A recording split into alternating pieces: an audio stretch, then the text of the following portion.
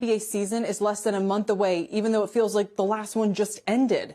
And despite some cancellations due to COVID, college basketball is also trying to get underway as of this afternoon. Let's talk some hoops with NBA star Andre Iguodala, who rejoins us. He's now with the Miami Heat. So much, Andre, to talk. I feel so bad about Klay Thompson and the Warriors, and they've had such a tough season, and there's so much that we could discuss, but I know everyone listening here is interested in what the NBA is going to do. There's no bubble this time around. There's barely been any rest. What are your thoughts about that?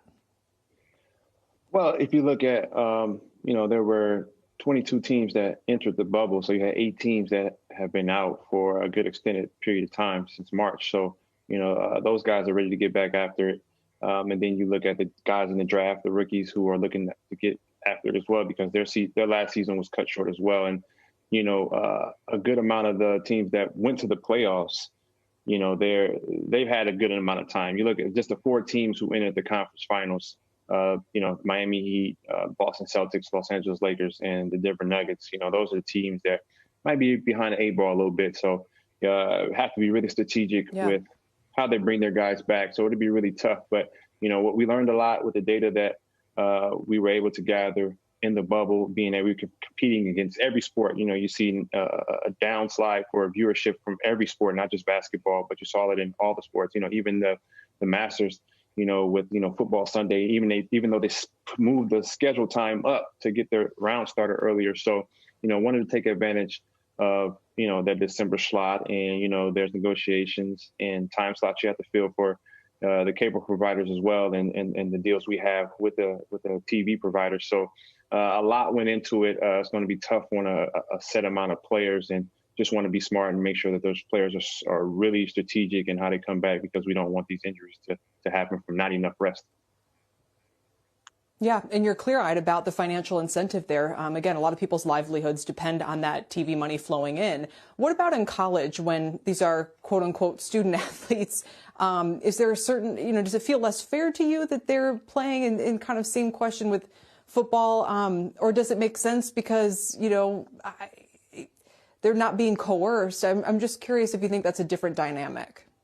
I definitely think it's a different dynamic. It's a very interesting one as well when you look at when you start to look at what really matters in the grand scheme, and that's, the bottom line.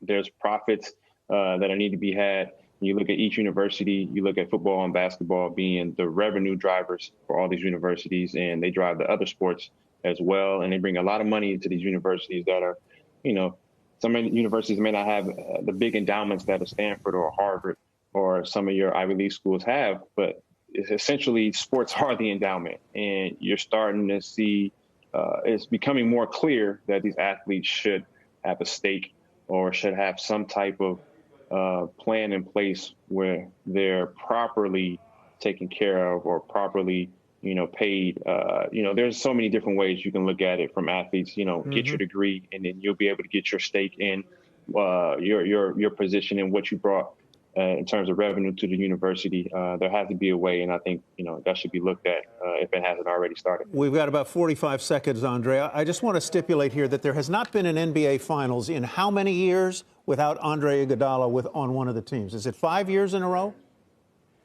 Or 6? I lost count. It's been 6. So many, you lost count. But there have not been finals without you there. You're the vice president of the Players Association. Very quickly, why has the NBA been able to have labor peace, relatively speaking?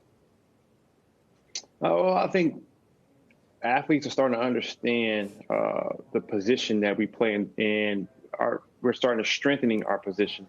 When you look at it, cable cutting has occurred, and it's disrupted the TV cable companies. And what you see, people are sticking around for that sports package. And I think that lets the players know, listen, we have a large, high value that we bring to the table. And we're starting to realize that. So the money has been really good for us. But I think moving forward, we're starting to understand that there's, more to it that we can start negotiating. Andre, great to see you. The book, The Sixth Man, I recommend it highly. It was a terrific read. Thanks for being with us today. Shepard Smith here. Thanks for watching CNBC on YouTube.